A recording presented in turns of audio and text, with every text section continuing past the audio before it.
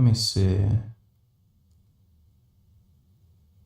Yeah, I'm getting real sick of doing business because the more parts involved, the higher the chance is there's another degenerate business owner trying to screw you over. A simple product purchase has turned into a multi-million dollar lawsuit because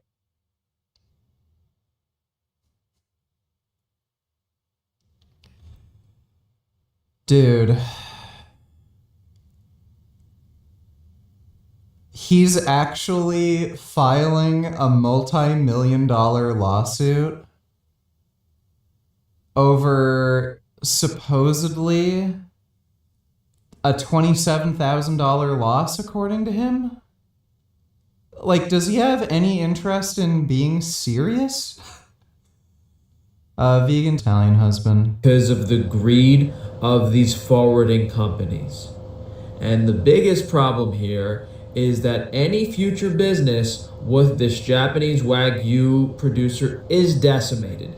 I was really excited and happy to try to offer a super high quality, healthy Wagyu because of the way he's raising the animals. And I really wanted to make it a lot more affordable than the other Wagyu online. So, if people wanted a special treat for a birthday or occasion, and even offer the other cuts at lower prices that people could hopefully afford to even include them into their diet on a weekly basis. But now it's over.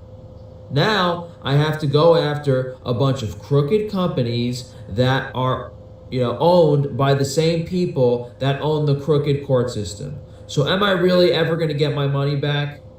Even if I file an insurance claim and my insurance pays me for the immediate loss of $20,000, who's going to compensate me for not being able to sell Wagyu for the rest of my business life? That's insane. That's absolutely crazy. For someone to mishandle the situation so poorly, so negligent, not a care at all between any parties. The forwarding company always forwarding, U.S. Customs and Border Protection, EVA Air. He's literally said this in like at least 8 videos now. Airways, Worldwide Flight Services, the company that handles the storage for EVA Airways. Not one defendant party wanted to help me. And because of that negligence, we're not talking about a $20,000 loss. We're talking about a $2 or $3 million loss of all of my sales ever in the future. Because the fact that this product was not delivered to me in good condition means that this Japanese Wagyu producer, who has a very limited stock, who's very picky who he does business with, will never do business with me again. And I can't blame him because we're rolling the dice here on whether this stuff can get to me or not. All right, Yeah, more so I'm complaining. probably filing the lawsuit at the end of next week. But in the meantime, guys, if you could leave a review on Always Forwarding, I left mine here, basically saying they destroyed $20,000 worth of my Wagyu beef for a small business.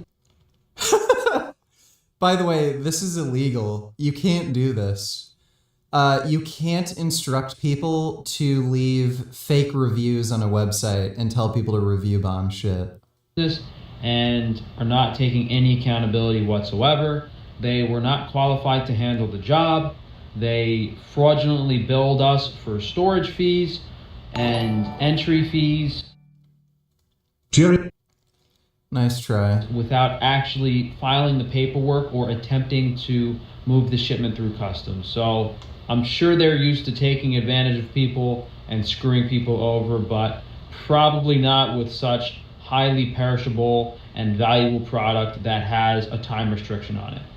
Yeah, you're shipping anything else, it's not that big of a deal if it gets held up by customs because you'll probably get it, but something like this that can't be held by customs at all, they completely drop the ball and everyone should know about it.